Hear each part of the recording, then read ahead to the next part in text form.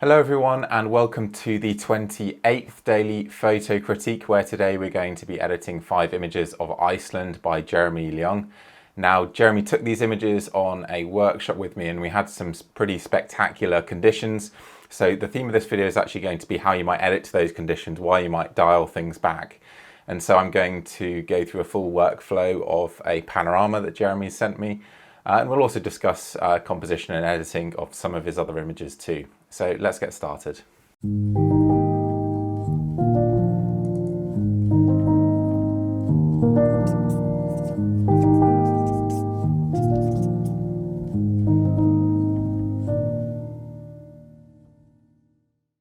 So here are Jeremy's images, and they're actually from a fairly narrow period of time, and we had a lot of bad weather when we were out in Iceland, but just these glimpses of incredible light.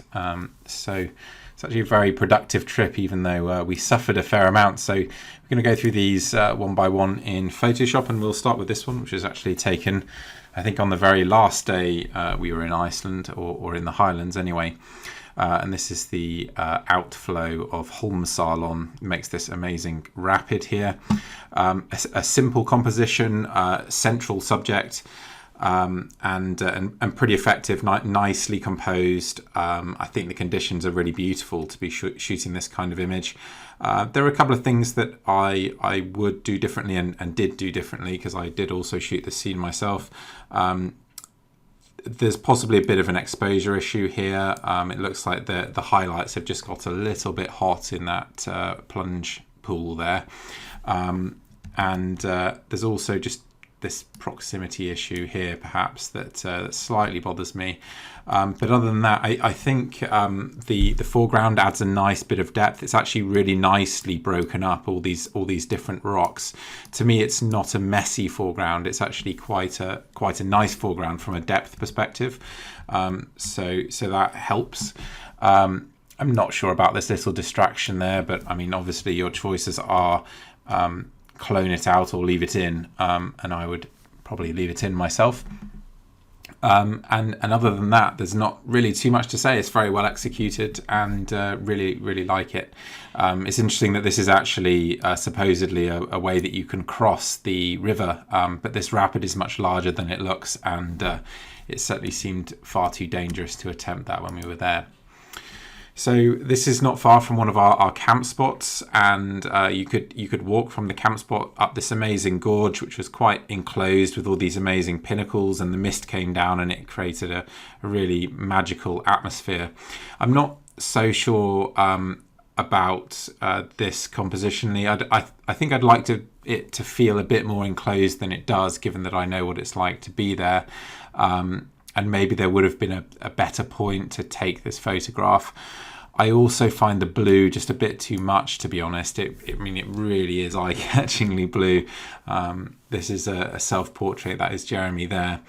I think if you lost some of this space on the left, perhaps, then it would start to look a bit more enclosed and more interesting. Certainly with that extra space on the left, it feels a bit more open. So that's one thing that you could consider. From an editing standpoint, I'd probably keep this a bit darker and colder, just to maintain a sense of mystery. So if I just develop this here quickly, so I'm just going to cool the white balance somewhere there, I think, and then just darken it a bit, and maybe take out some of the contrast. I don't know, I'll just have a play around and see how this looks. Yeah, so you kind of want, I'm looking at the top of the image here. I think I want that that highlight roll off so that the top of the cliff starts to disappear. So somewhere there, and then really maybe crank up the contrast and reduce the saturation, perhaps. Yeah, and generally just try and make this a bit more moody and perhaps reflective of the conditions that we were in, because it was quite a sort of miserable feel to it all. Yeah, something like that, perhaps. Right, on to the fourth image. And this one, unfortunately, I can't change the white balance of, because for whatever reason, the edit happens to be baked into the DNG file that Jeremy sent me, which I'm sure was a mistake, but it does mean that I can't edit it like I would. But that's okay, because we'll edit the last image. So the white balance here is a little bit warm, but other than that, it really is a spectacular shot. I mean, you've got this huge ice cap here at the back. That's the Merdalsjökull ice cap, which Katla lies underneath. It's a pretty amazing thing to see. It is quickly receding due to global warming, as I understand it, which is sad, but still pretty remarkable sight. And here you've got this conical volcano Maelifell, which is in the following two images. This peak Strutter, for reference, that's the one that an image a bit later on is taken from. But I think compositionally this peak is so strong, it just has to be given a bit more space to the left edge of the frame there. So I'd potentially consider cutting out the sun here even, but as you do that, you lose this beautiful light here on the hill down there. So you kind of need to leave it in, and you can't put the edge there because you have this sticking through the edge of the frame, and you basically end up where Jeremy has put his edge of the frame. So really it was a matter of having as much room as you can on that left hand side, and then I think the composition would be really perfect, save perhaps that I would crop out these two bits creeping into the bottom there, because they are slightly distracting, and the white balance really would help this, in my opinion, to keep this a lot colder up here, because these warm colors, they are artificially relatively artificially introduced. There might be a slight warmth in there, but I think keeping that sky bluer in that area would draw the eye less as well, which might be a good thing. Okay, so this was actually a day when we were supposed to be in an absolutely horrendous storm. In fact, this entire trip had to be completely changed because the weather forecast was so bad, and because we planned to camp most of the time. But we had some of the best conditions I've ever photographed in Iceland, and this day was particularly magical. We photographed this mountain Maelifell for some hours, and walked around the area, getting views of it from different perspectives, and the light kept changing so rapidly because it was relatively windy, and we just had endless opportunities like this. I mean, if you wanted the mountain to be in shadow, you could have it in shadow, and if you wanted it to be in sun, you could have it in sun, or anywhere in between, because that light was changing so rapidly that you didn't need to wait that long. So that was a lot of fun to shoot, and what a beautiful result this is. Lovely sweeping line here in the foreground, sort of classic S-bend, and then the geometry as well of this mountain, so prominent, beautifully positioned. The spacing here is really good. I don't find that too tight, for example. I think that's plenty of room, because actually the river almost visually ends here, sort of on average, if you like. You can see there's a nice little detail here with the river running out the corner of the frame, so that's nice as well. And I think the editing has been handled pretty well, but with one exception, which is that the moss in Iceland is not this colour, and it's lost a lot of its charm, being turned into this apple green, in my opinion. And we'll discuss that in a second, because this is the image that we're going to edit. This is Jeremy's edit, and I wanted to discuss a little bit having a stayed hand to a certain extent when you are editing these spectacular scenes. I mean, this really was an astonishing sight, and standing here was quite surreal, I have to say, because the landscape is so remarkable, and we had this amazing light coming through, and obviously the freakishly pyramidal mountain there, Maelifell. So a very exciting scene to photograph, and of course the temptation is to take that drama and run with it, and really push things and make it as dramatic as you possibly can. But I think this is a good example of where easing back a little would really help to show the scene off at its best. And one of the reasons for that is that Iceland is such a freakish place that if you edit even slightly too much, it just looks totally unreal. And that is the impression, unfortunately, that I get from this edit, even though it's actually not gone too far beyond what I think is perfect or ideal. So let's have a quick look at Jeremy's edit in Lightroom. So I'll just go into the grid view and pop that one out again, and then hop into the develop module. And I know some of you still want to sort of have all this explained to you, how I edit and so on, and I just cannot do this in these short videos. So the more adept at you in Lightroom and Photoshop will understand what I'm doing. Those that don't, hopefully you're seeing what I am doing, even if you're not quite catching on with how. So the why and the what is more important than the how, so don't maybe concentrate too much on the tools. But you know, one of the things that bothers me here is this hue adjustment that Jeremy's done. So he's added +30 or something to the yellow channel. The moss is mostly yellow, so it makes it a lot greener. And of course, we might even assume that moss is green, but it is fairly yellow, really. And immediately by removing that adjustment, it starts to look a lot more normal.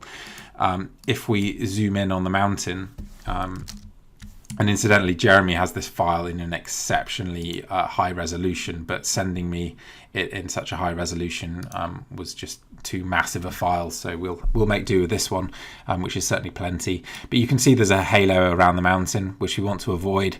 You can also, this is a minor detail issue, but do you see this shadow in here? It's got a sort of blue-grey look to it where it's been lifted, whereas immediately next to it, you've got this jet black shadow. So that's a bit of imprecise editing going on there, because you certainly wouldn't want that to happen. I think we're losing a bit too much in the foreground to black if we're going to have this much foreground.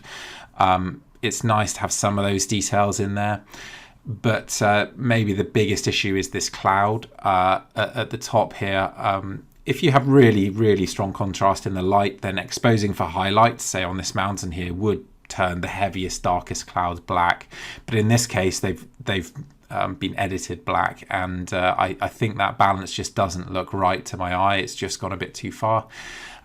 So we're actually going to start from scratch with this one. So I'm going to undo that hue shift, so we go back to where Jeremy had it, and we're just going to create a virtual copy so that we can compare the two in a second. So switching back into develop, and then I'm going to just reset everything here. So we've now got the stitched raw file that Jeremy created in Lightroom, and you can see that the cloud at the top here is really very bright, and we certainly want to darken that down whilst lifting the foreground. But the first thing we'll do is just do a crop, and I think the way Jeremy had it is about right. You can see that he must have used a different ratio of frames to create this. Perhaps he decided later that he needed some extra width. So we're going to do something like this, and then I'll maybe clone in some sky up there, to be perfectly honest, because I want to keep some space with the mountain there. And then we'll bring this bottom edge up just until we lose the white, if you like, and then bring the edge of this framing, because we don't want it to be horrendously wide there. So I'd probably start with something like that, and then we're going to boost the shadows, darken the highlights, add some contrast, and change the white balance. So it's at 5,700, which is too warm. We want it to be around 5,500 or colder generally, or I do, because I like that freshness.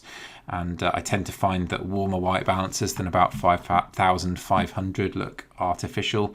Then we can have a play with the tint slider, but actually it looks about right. You can see as we add in green, it starts to look weird, and equally if we add in magenta, the sky starts to look slightly odd. So we'll take it back to roughly where it was, and I'll lift the shadows there again and add some more contrast. So the contrast is fighting that shadows highlights balance that we're playing with there. And so now we've got a bit more of a balanced scene. You can see the sky up here, the blue in the sky. It's really a bit of a distraction. So I'm going to do a crop now that I can see that to something that's a bit more like Jeremy's crop, and we'll go there. And then we've lost that area in the top of the sky as well. So that's great. At this point, I might actually switch to a more standard ratio. So if I get close to what I think might be 3:1, then I'll just see what 3:1 looks like. Maybe that's too narrow.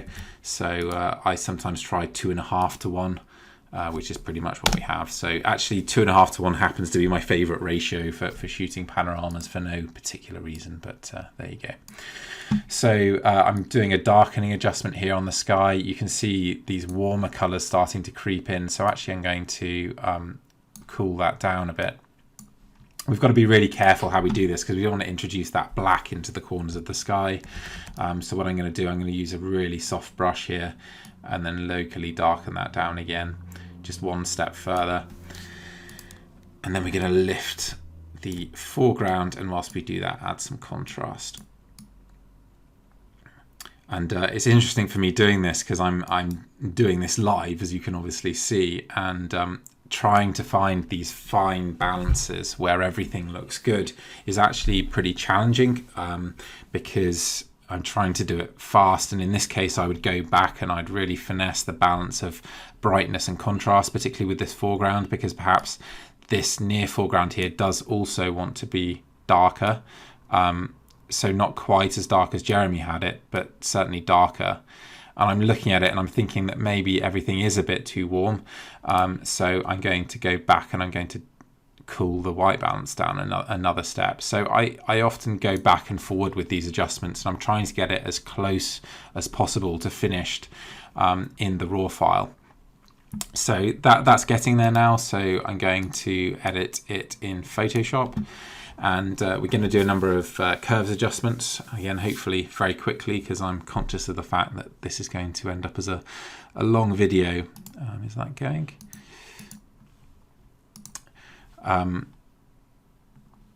Yeah, so we are editing that now. Yes, we are. Okay.